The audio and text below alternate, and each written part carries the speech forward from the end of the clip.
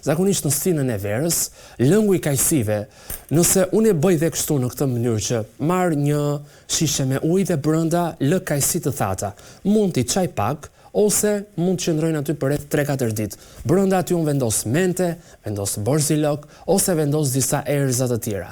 Pra dhe kajsitë e thata përmbajnë komponent organik anti-inflamator, sikurse dhe poliacetilenët, iritoidët, ksantonët, ose ligstrozidet e ndryshme, të cilat shërbejnë për vazodilatacion, shërbejnë për një zgjerim, lubrifikim, elasticitet të endëve të gjakut. Dhe kajsitë e thata mund të konsumohen 5 deri në 16 ditë, ashtu sikurse dhe kumbullat e thata. Dhe kujdes, duhet që të mos të kenë sipër tyre një ngjyrues ose mos të kenë atë shtresën e ëmbëlsuar. Dhe kujdes ku i merrni, më mirë t'i bëni vetë se sa t'i blini nga vendet cilat janë në qese plastike, sepse kanë sheqer sipër dhe kanë atë shtresën e ëmbëlsuar që nuk i bën mirë organizmit. Por nëse i keni vetë, është shumë herë më e shëndetshme. Pra kajsitë e thata, kumbullat e thata, lëngu i panxharit kanë goxha kalium. Karotat përmbajnë beta-karoten, përmbajnë lëndë të rëndësishme që quhen falkarinol, falkarinitriol, panaksiol, panaksitriol, përmbajnë salvigenina, gitaloksinat, mitoflaksonët, patuletinat, eupatorinat, peridininat, peridininolët, pra komponent përsëri me funksion anti-inflamator dhe antibakterial.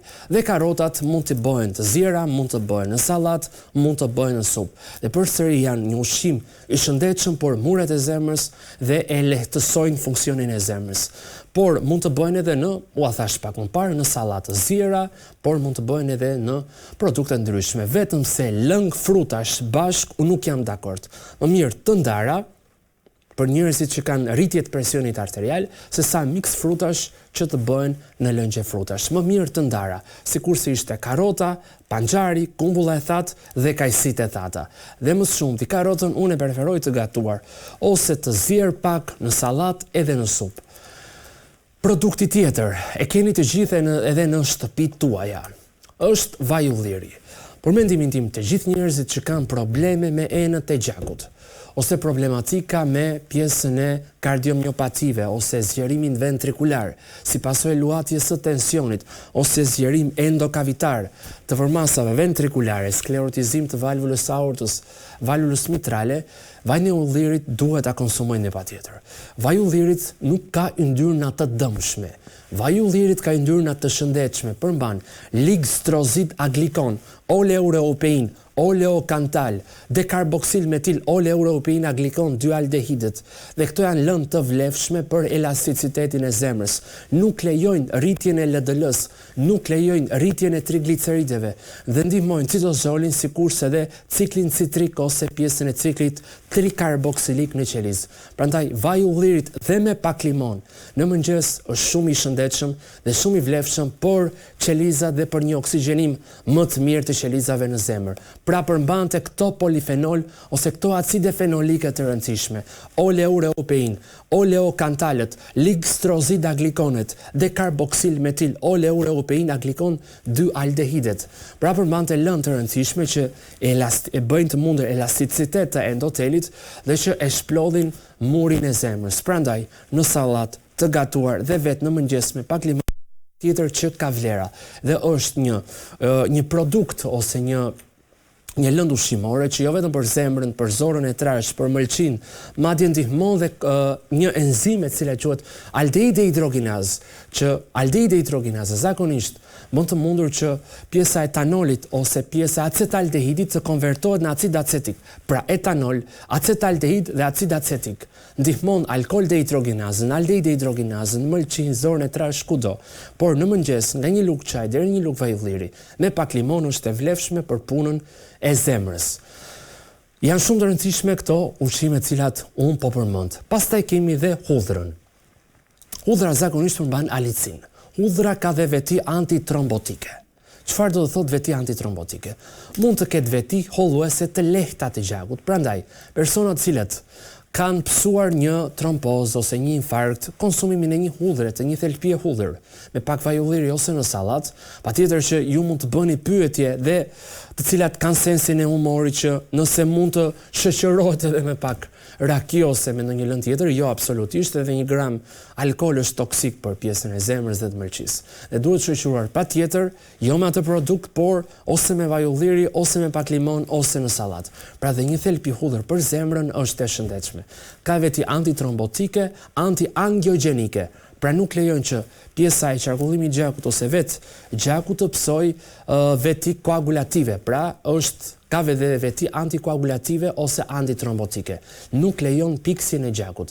Dhe vetë hudhra përmban alicin, aliksin, dialil disulfide, trialil disulfide, metilsulfide, metilcistein sulfokside, ndihmon disa enzima cistein dehidrogenaz, sulfit oksidaz, që zakonisht cisteinat konvertohet jo vetëm deri në sulfit, por dhe deri në sulfur. Pra, hudhra, boronicat, kumbullat e thata, kajsit e thata, vaj i ullirit, karotat janë ushqime të shëndetshme për zemrën. Dhe më së shumti, kajsit e thata, kumbullat e thata, panxari kanë shumë kalium tani në stinën e pranverës, sepse në stinën e verës është shalqini, piepri që përmban kalium. Por patjetër nuk duhet të neglizhoni dhe konsumimin e ujit, sepse qelizat në radh par ka nevojë për H2O. Nuk ka nevojë për ushqime të paketuara. Dhe armiqtë e zemrës ose ushqimet më të dëmshme të zemrës janë ato që kanë kripra ose yndyrna të procesuara, yndyrna industriale, të cilat shkaktojnë edhe lodhje ose inflamacion në muret e zemrës. Dhe zakonisht janë këto. Duke nisur, ju shikoni dhe vetë, dhe sidomos për fëmijët shkaktojnë dhe eksitime më të lartë tek fije nervore ose tek fijet elektrike të zemrës. Prandaj ushqimet thata dhe industriale, si për gjithë njerëzit, nuk është se duhen. Dhe kaliumi është mineral aq shumë i rëndësishëm sa çishte dhe magnezi. Janë të dy dhe veprojnë përkundrejt njëri tjetrit. Janë të dy minerale vasodilatuese. Ku mund të bëni kujdes me kaliumin? Tek njerëzit që kanë një sëmundje kronike të veshkave. Personat cilët kanë insuficiencë renale, sëmundje kronike të veshkave, duhet të bëjnë kujdes me konsumimin e kaliumit. Dhe nëse kanë këtë problematik, patjetër që për mënyrën e të ushqyerit duhet konsultohen me mjekun e tyre, endokrinolog, nutricionist, për të bërë kujdes me konsumimin e kaliumit. Por tek njerëzit e tjerë, nëse janë diabetik, nëse kanë probleme me tensionin e lartë i gjakut, tiroidet të ngadalt, konsumimi i frutave, i perimeve, kumbullave të thata, kajsit të thata, lëngu i panxarit, karotat, farat e kungullit, banania, patjetër që ka vlera. Madje mund të merret edhe si suplement kaliumi, që mund quhet edhe në formë e kripës ose në formë e kripës potasiumit, por duhet të jetë shumë i pastër dhe duhet të jetë i bashkuar dhe me elektrolitet të tjera. Për këtë këshillim duhet që ta merrni më së miri nga profesionisti i afërt ose profesionisti që ju keni konsultim të vazhdueshëm me atë. Dhe kujdes personat të cilët kanë probleme kronike të veshkave ose insuficiencë renale kronike dhe njerëzit e tjerë me problematika të hipertensionit, problematika të diabetit, problematika të mëlçisë së dhjamosur dhe hepatite toksike nga alkooli, kaliumin e kanë shumë të rëndësishëm. Do t'u them dhe një sekret për kaliumin. Kaliumi